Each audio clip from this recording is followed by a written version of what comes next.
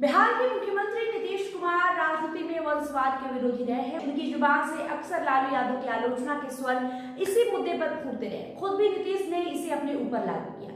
3 दिन पहले तक यही माना जा रहा था कि अपने लंबे संसदीय जीवन में उन्होंने इस मुद्दे पर जो ख्याति अर्जित की है उसे बचाए रखेंगे। कर्पूरी ठाकुर को इस मामले में नीतीश के आदर्श रहे हैं, जिन्होंने जीते जी अपने परिवार के कुछ सदस्य को राजनीति में नहीं आने दिया। नीतीश के बेटे निशांत कुमार को जब से राजनीति में लाने की मांग साल भर से उठती रही, पर नीतीश ने चुप्पी साध रखी थी। निशांत भी इस बारे में कुछ नहीं बोलते थे। तब लोग यही मान रहे थे कि राजनीति में वंशवाद के विरोधी रहे नीतीश इसके लिए तैयार नहीं होंगे, लेकिन खुद राज्यसभा जाने और निशांत को बिहार की राजनीति में एंट्री मारने की उन्होंने इजाजत दे दी। निशांत ने शनिवार को जेडीयू की सदस्यता भी ग्रहण कर ली। इससे विरोधियों को उनकी आलोचना का अवसर मिल गया कि बेटे के व्यापों में नीतीश ने जीवन भर की कमाई झटके में गंवा दी। नीतीश कुमार समाजवादी विचारधारा से जुड़े रहे। वे राजनीति में परिवारवाद की अक्सर आलोचना करते रहे। उनकी नजर में परिवारवाद लोकतंत्र के लिए हानिकारक रहा। इसके लिए वे कांग्रेस, राजद और अन्य दलों पर आरोप लगाते आए। अपने को कर्पूरी ठाकुर का सच्चा अनुयायी साबित करने के लिए वे कई बार अंदर ऐलान कर चुके हैं कि कर्पूरी जी के सिद्धांतों के तहत उन्होंने अपने परिवार को राजनीति से दूर रखा। हालांकि अब अपने पुत्र निशांत कुमार की राजनीति में एंट्री की उनकी रजामंदी ने उनके रुख पर सवाल खड़े कर दिए हैं। परिवारवाद को लेकर वे अपने विरोधी राज्य सुप्रीमो पर तो हमला करते रहे, लेकिन कांग्रेस और अन्य दल भी उनकी आलोचना से नहीं बच पाए। कांग्रेस नेता राहुल गांधी ने 2017 में अमेरिका में कहा था कि भारत में परिवारवाद एक सामान्य बात है। उन्होंने सपा नेता अखिलेश यादव, तेजस्वी यादव और एम के स्टालिन जैसे नेताओं के नाम भी उदाहरण के रूप में गिनाए थे। राहुल के इस बयान का नीतीश कुमार ने पुरजोर विरोध किया था। उन्होंने कहा कि परिवारवाद को भारत की राजनीति में स्वीकार करना गलत है। राजनीतिक परिवार में जन्मे व्यक्ति को शासन करने का योग्य मानना गलत है। अगर तुलना की जाए तो गैर परिवारवादी नेता परिवारवादियों से कई बेहतर प्रदर्शन करते रहे। उन्होंने ये भी कहा कि कांग्रेस ने ही भारत में परिवारवाद की शुरुआत की, जो अब अन्य दलों में फैल गया है। नीतीश का ये बयान तब आया था जब उन्होंने महागठबंधन छोड़कर भाजपा के साथ सरकार बनाई थी।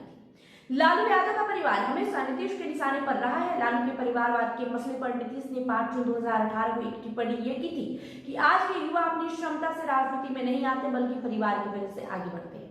उनका ये बयान राजनीति में तेजस्वी यादव के उभार के संदर्भ में था। लालू के खिलाफ इसी साल उन्होंने विधानसभा में एक ऐसी टिप्पणी की थी जिससे तेजस्वी तिलमिला गए थे।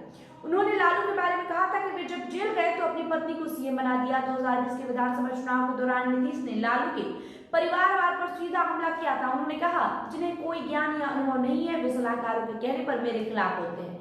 हम परिवारवाद की चिंता में नहीं, बल्कि पूरे बिहार को अपना परिवार मानते हैं। कुछ लोगों के लिए सिर्फ खून के रिश्ते ही परिवार है। ये तेजस्वी यादव पर निशाना था।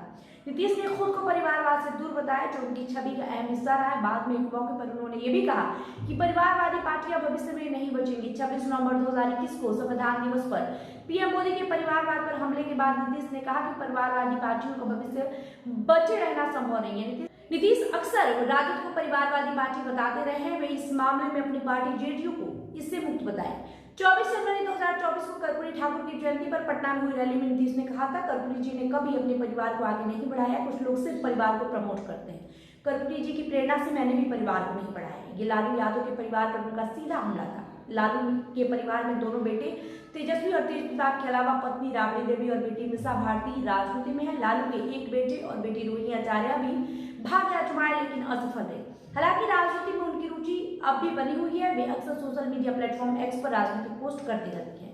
पिछले साल भर से निशांत की राजनीति में आने की अटकलें लगती रही। इसकी शुरुआत भी रोचक ढंग से हुई। आमतौर पर राजनीति से दूर रहने वाले नीतीश के बेटे निशांत ने पहली बार अपने गांव के कार्यक्रम में राजनीतिक बात की थी। उन्होंने लोगों से अपील किया था कि उनके पिता के कामों की बदौलत फिर से विजय बनाए। तब से ये अटकलें लगना शुरू हो गया। हालांकि राजनीति में आने के सवाल को निशांत हंसकर टाल देते थे।